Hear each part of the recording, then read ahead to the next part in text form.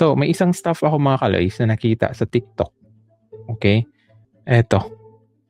Makikita mo talaga mga kaloys na hindi siya aksidente kasi kung aksidente yan, parang hindi kasabit eh. Nagets yung point ko mga kaloys. Aksidente yan, hindi kasabit. Pero kung may nangyari na krimen, tapos ikaw ay isa sa, kumbaga, ikaw ay witness, tapos takot ka talaga. Di ba? Kasi hindi nga siya aksidente. So ito mga kaloys, pakita ko sa inyo, isang staff ng resort na ano rin, okay? Ito. Ayan. Imagine mga kaloys Sir. Tinatanong siya dito oh. Anong stoppage na po yan? Tapos mga ano oras po kaya, sir? Makikita mo dito mga kaloys talaga na parang ayaw niyang pa-interview, na parang takot or ano. Diba na ayaw. Kasi kung simple ano lang Ano siya pa eh. po yung sinabi nila? Sino po yung dumating dito mismo? Anong stoppage So ibig sabihin na po dyan yan? mga kaloys, may Tas- tinatago talaga sila. Kasi kung simple accident lang yan, di ba? Hindi ganyan ang maging reaction eh. Yun na nga, hindi dapat sila mag-overnight after the incident. Di ba? Tapos ganyan ang reaction ng staff. So, eto mga kaloys, aside from the staff, di ba? Yung CCTV, bakit CCTV ang nakita ko mga kaloys? Di ba, hinanap natin yung CCTV nung resort. May isa pala doon mga kaloys, sa front na akala natin ilaw, CCTV pala talaga yon. Okay? Eto, naalala niyo ito mga kaloys?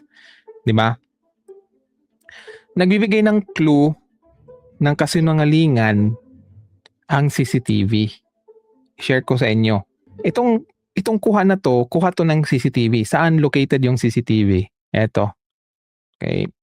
Eto yung location ng CCTV. Ayan. Okay. So, may nag-comment din sa inyo, yan, CCTV yan, doon sa kung saan yung pinakita. So, ibig sabihin nun, kung simpleng aksidente nga lang, kayang i-explain nitong CCTV na to.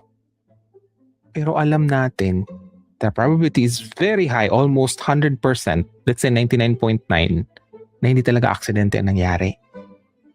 Kasi hindi nila dapat i-prove nila na aksidente, di ba, para tapos. Yan, CCTV oh. Diyan pa lang kaya na nila, di ba? At that time. Pero anong pinapakita nila is just like a tampered. Explain ko sa inyo mga kaloys. Okay? Bakit siya tampered? Eto mga kaloys, kung titingnan mo dito, yung shinare nila na may CCTV, yan. Ano yan sila? Nag-activity yan sila. Yun yung point dito. Although enhanced to mga kaloys, pero it's the same dun sa original. Yan. Diba? Yan lang ipinapakita nila. How come hindi nila pinapakita na naka-line sila? Diba? Kaya dito ko na mga kaloys, baka kasinungalingan yung sinabi ng resort owner na dun sila sa malayo. Now it makes sense. Di ba sinabi ng owner na wala sila sa tapat ng resort para hindi hanapin ang CCTV? Nagets yung point ko mga kaloys? Kailangan nilang sabihin na wala sa resort para hindi kunin yung CCTV. So pwedeng mag-lie itong resort owner.